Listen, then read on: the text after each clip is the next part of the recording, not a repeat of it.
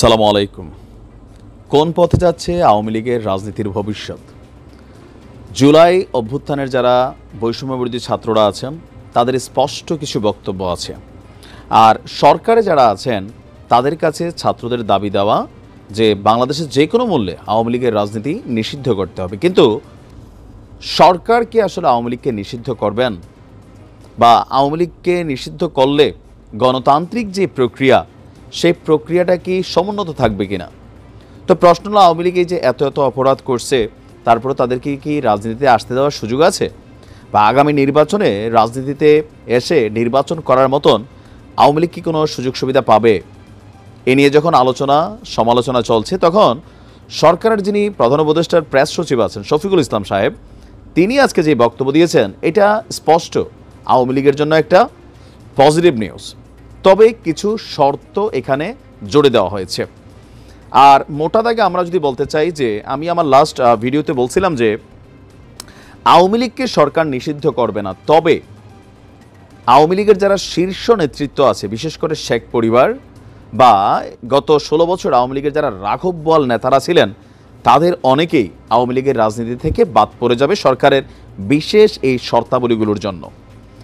আজকে আমাদের প্রেস সচিব যিনি আছেন শফিক সাহেব, তিনি বলছেন যে আওয়ামী লীগকে রাজনৈতিক কর্মসূচি পালন করতে হলে 3টা শর্ত মানতে হবে। প্রথম শর্ত কোনটা?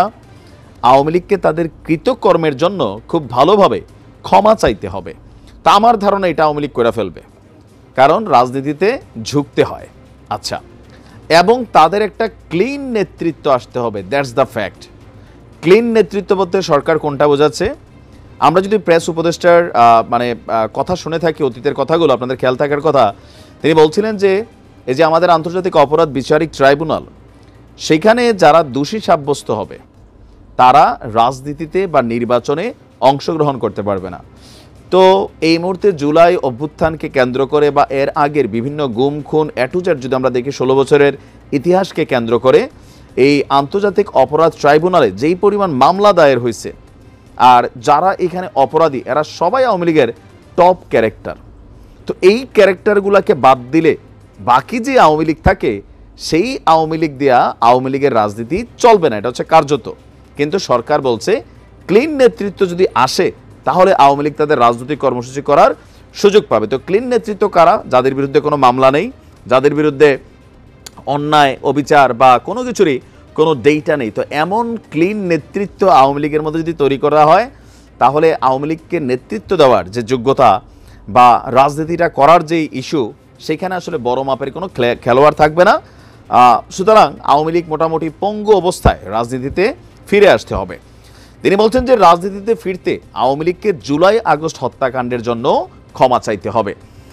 আপনার আজকে ফরেন সার্ভিস একাডেমিতে প্রধান উপদেষ্টার প্রেস উইংয়ের সংবাদ সম্মেলনে সাংবাদিকদের প্রশ্নের জবাবে তিনি আপনার এই বক্তব্য দিয়েছেন। তিনি বলছেন যে আওয়ামী লীগের বিষয়ে সরকারের অবস্থান খুবই স্পষ্ট। আওয়ামী লীগের শীর্ষ নেতৃত্ব জুলাই হত্যাকাণ্ডের সঙ্গে জড়িত। যতদিন না আওয়ামী লীগ ক্ষমা চাইছে, যতদিন না তাদের শীর্ষ নেতৃত্ব বিচারের আওতায় আসছে, যতদিন না তারা জবাবদিহিতার মধ্যে আসছে, ততদিন আওয়ামী লীগকে রাজনীতিতে পুনর্বাসিত হবার কোনো সুযোগ নেই। ইভেন এখানে হিউম্যান রাইটস ওয়াচের যে প্রতিবেদনটা আমি আজকে বলছিলাম, সেই প্রতিবেদনটা নিয়েও কিন্তু বলা হয়েছে যে শেখ হাসিনা নিজেই গুম খুনের নির্দেশ দিয়েছিলেন।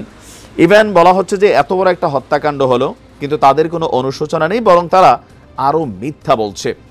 তো আওয়ামী লীগে যারা ক্লিন আছে বা যারা হত্যাকাণ্ডে জড়িত না, তাদের ব্যাপারেও প্রেস উইংয়ের বক্তব্য হচ্ছে যে তাদেরও দেখা যাচ্ছে না যে তারা অনুতপ্ত, তারা ক্ষমা চায়নি।